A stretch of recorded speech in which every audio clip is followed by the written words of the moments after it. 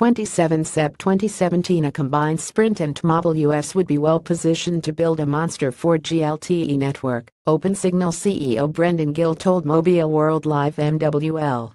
According to Gill, whose company provides crowdsourced network benchmark data, one of the first things the new operator would do is shut down Sprint's legacy 2G and 3G networks.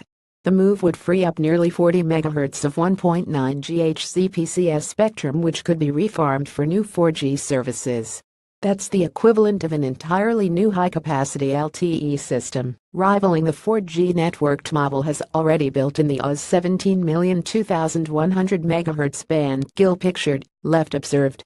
The merged operator could then bond those two networks together using carrier aggregation and get a supersized network, he added. Gill noted the merged operator could also aggregate the 600 MHz airwaves TMobile recently won in a Federal Communications Commission spectrum auction. TMobile spent $8 billion and walked away from those proceedings with an average of around 30 MHz in markets nationwide.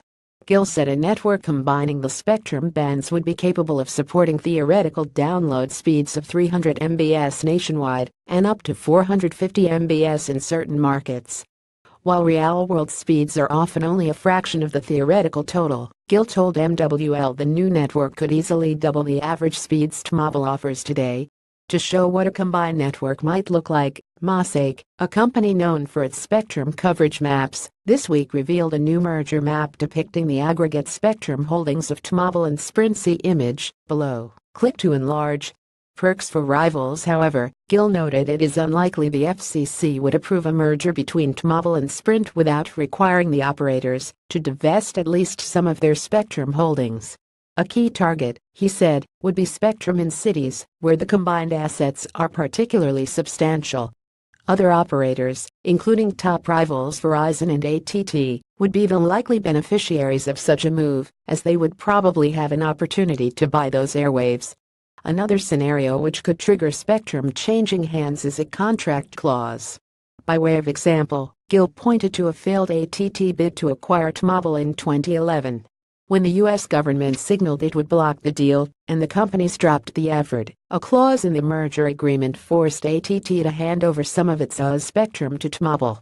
Specifically, TMobile exited the failed transaction with new spectrum in a total of 128 markets, including 12 of the top 20 in the nation. Given Sprint's massive trove of 2.5 GHz spectrum and TMobile's new 600 MHz holdings, both companies have the potential to make gains, even if a deal ultimately falls through. We don't know what specific Sprint and TMobile may have negotiated, but every time a merger deal is struck there is always an opportunity to redraw the spectrum map, Gill said.